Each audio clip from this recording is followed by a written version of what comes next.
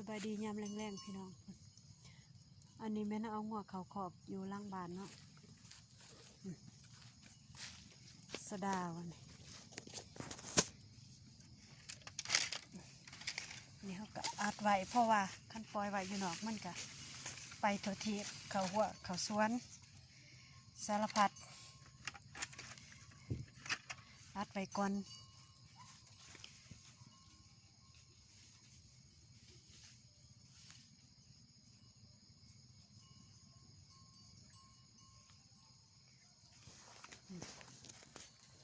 เขามาเซยแบบนี้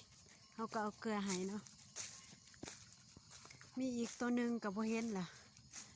ก็เขายังเหลือแต่น้อยเดียวเนาะ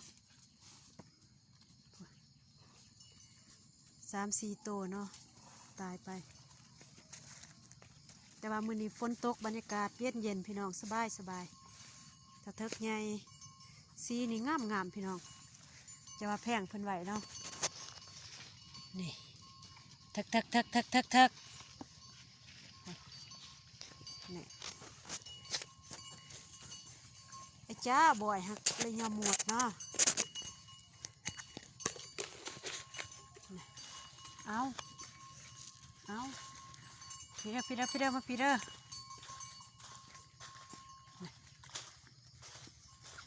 เอาเกลือให้แล้วบ่เลีย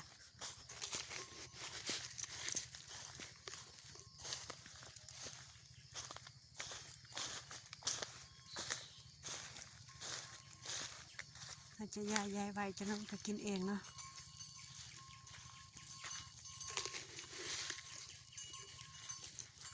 นาเด้อบ่อยเด้อนาเด้อผู้สาวหน่อยนี่อันนี้พ่ท่านใดๆน้องเด้อพี่น้องเด้อบ่หอดปีได้นี่โอ้ปุ่นแล้วก็มีเครื่องไม้ทางหน้าไอ้กระเถิกมีกระโหลกอันดีตัวเดียว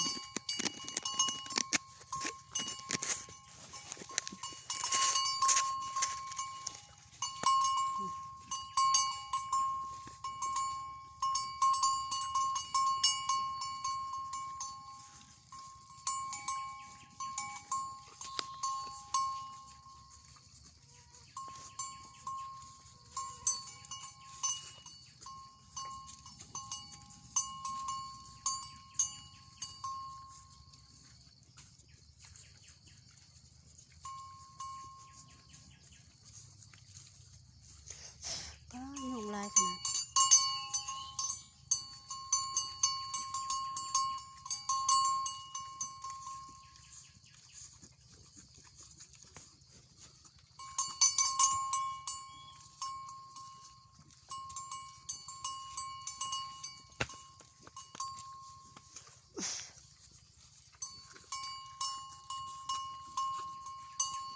ยุงลายนี่พี่น้อง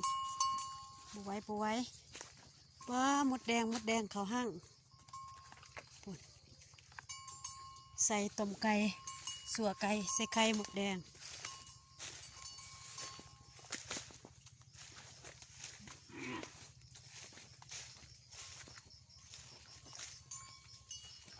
อันนี้ก็ซีหมดเนาะ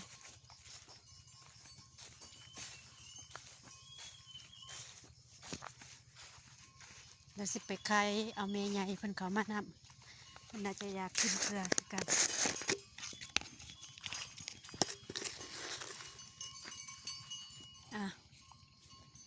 บักเทิก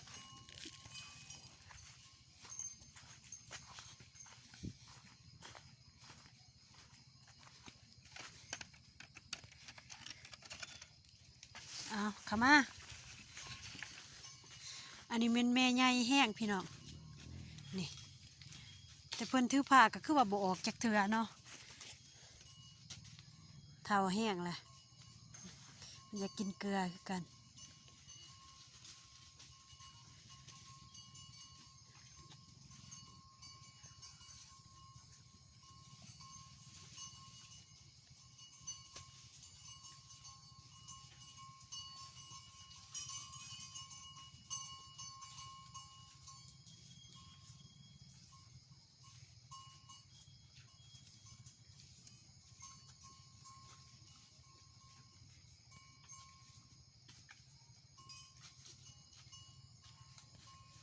อันนี้แม่นงัวอยู่บ้านแต่ว่าบ่หลายโตปานใดนับมือนับถอยลงเพราะว่ามันจะเป็นพยาธิเนาะนี่แม่กะเสียลูกกะเสียโตใหญ่สำนี่แหละแต่ว่าเพิ่นเก็บท้องก็เลยว่าบ่เห็นเลยเนาะ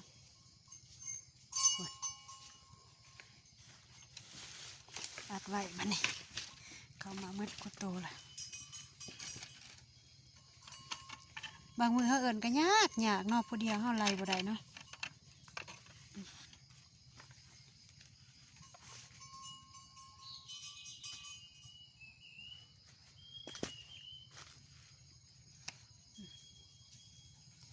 บางมือเพิ่นก็บุหัว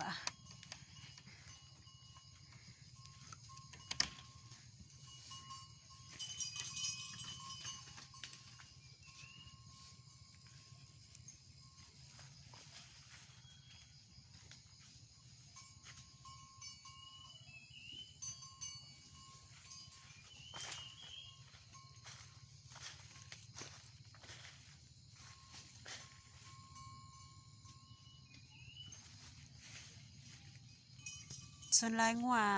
ตัวเทิกเนาะเวลามันเขาแต่งัวตัวแม่เขามาบ่เบิดแล้วมันก็บุหัวเฮา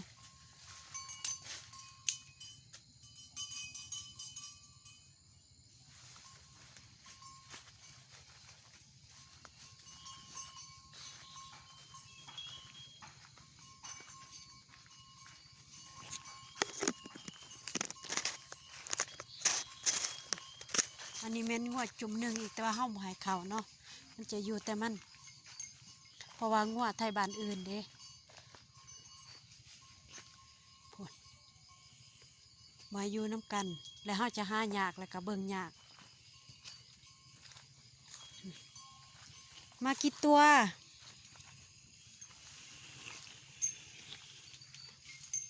2 4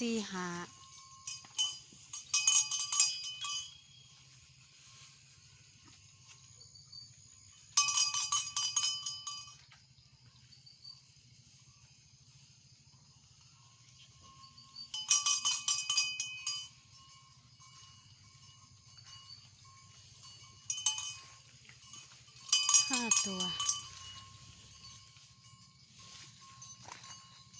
อันนี้เป็นตัวแม่ใหญ่พูด